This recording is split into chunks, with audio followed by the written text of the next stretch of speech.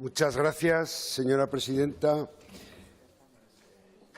Me corresponde a mí explicar un proceso de transacciones al cual hemos llegado a un acuerdo en relación con las proposiciones de ley que la presidenta ha mencionado, la 342 del Partido Aragonés, que ha sido enmendada por Ciudadanos, y las proposiciones de ley 350 de Izquierda Unida y 356 del Partido Socialista y de Junta Aragonesista,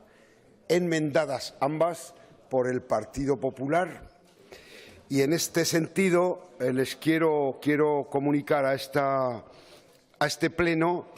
que se ha llegado a un texto transaccionado de las mencionadas 3 PNLs más las enmiendas correspondientes a Ciudadanos y al Partido Popular, y el texto que voy a pasar a exponer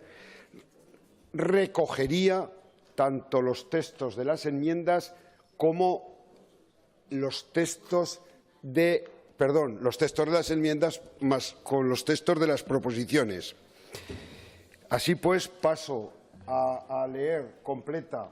el texto de la proposición no de ley que quedaría recogida, como he dicho, y además la mesa ya tiene una copia. Bien. Anunciado el cierre de la central térmica de Andorra, se ha originado una pésima noticia y malestar en dicha localidad, comarcas, provincia y comunidad autónoma. Se acuerda lo siguiente. 1. Rechazar unánimemente el anuncio del cierre de la central térmica de Andorra para el año 2020, exigiéndole a Enel Endesa que reconsidere este anuncio y su implicación activa en el desarrollo de la zona con un plan suficiente, cuantificado y negociado.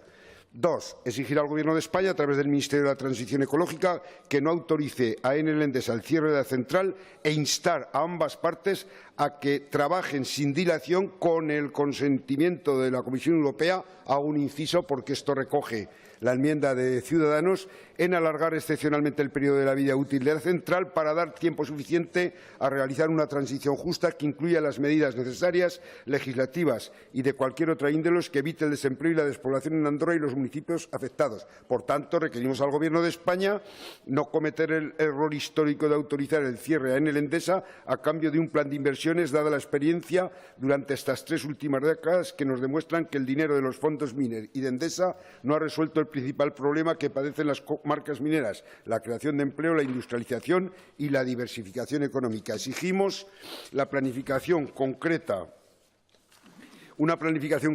adecuada a los objetivos inmediatos a desarrollar de forma coordinada y coherente con los territorios, que sea económica y socialmente viable y que no deje a nadie atrás, ni a trabajadores de la central, ni a la minería, ni a trabajadores de las subcontratas, a través de un plan social de transición.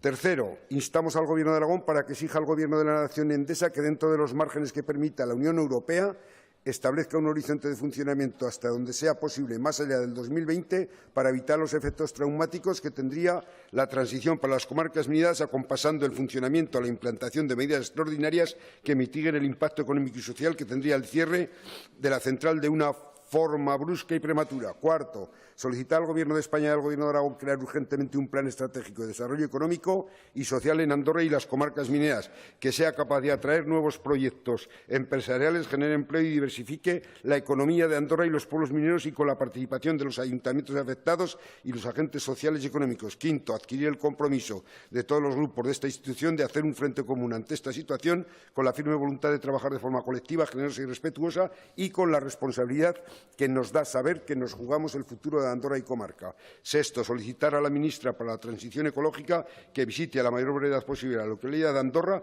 para que exponga el plan de medidas que contempla para una transición justa y que afectan directamente a Andorra y su entorno.